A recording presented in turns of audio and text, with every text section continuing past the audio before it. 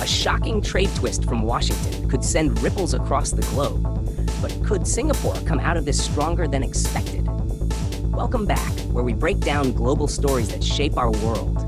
Today, we're diving into the latest headline that's shaking up Southeast Asia's economy: President Trump's sweeping new tariffs.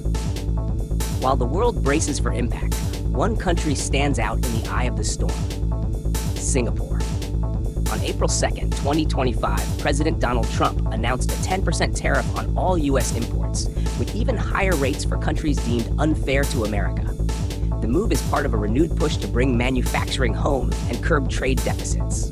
While China faces a staggering 54% total tariff, and neighbors like Vietnam, Indonesia, and Malaysia are hit with tariffs ranging from 18% to 49%, Singapore is being dealt a comparatively lighter blow, just 10%. But before we jump to conclusions, what does this really mean for Singapore? Singapore is a small but deeply interconnected economy. As a global hub for trade, finance, and logistics, any slowdown in the global trade ecosystem can send shockwaves through its economy. And that's exactly the concern. Key sectors like manufacturing, electronics, logistics, and even pharmaceuticals have already seen softening growth in early 2025. If major trade partners like China or Vietnam face slower exports, Singapore feels the aftershock. Much of the regional supply chain, including financing, shipping, and coordination, flows through the Lion City. But here's the twist: a silver lining. With the U.S. slapping heavier tariffs on other Southeast Asian countries, Singapore could become a more attractive export partner. Why? Because U.S. buyers still need goods, and if Vietnam or China become too expensive, Singapore may become a preferred rerouting hub or manufacturing location. We've already seen similar trends before. Chinese exports used to be redirected through Vietnam to avoid tariffs. Now that Vietnam faces a 46% tariff, Singapore might take its place. According to analysts, Singapore's share of U.S. imports may grow, even if overall trade volume shrinks.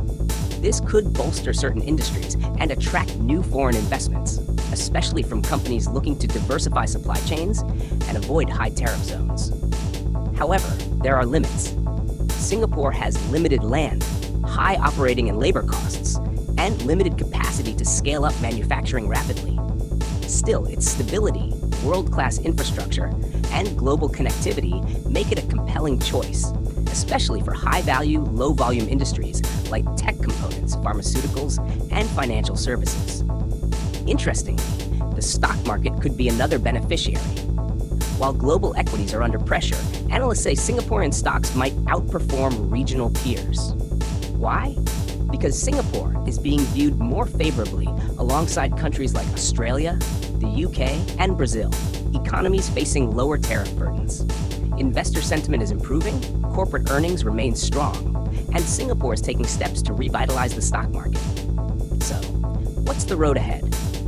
Short term, Singapore may enjoy a trade rerouting bump and outperform in financial markets. Mid to long term, it needs to adapt quickly to shifting trade flows, invest in automation, and enhance value-added industries. Strategic moves like free trade agreements, FTAs, supply chain innovation, and digital trade frameworks could cement its position as a regional safe haven. Singapore might be sailing through stormy seas, but its agility, reputation, and resilience could very well make it a relative winner in a disrupted world. What do you think? Will Singapore benefit from these tariff shifts, or are the risks too high? Let us know in the comments. And if you found this video insightful, don't forget to like, share, and subscribe for more global deep dives simplified.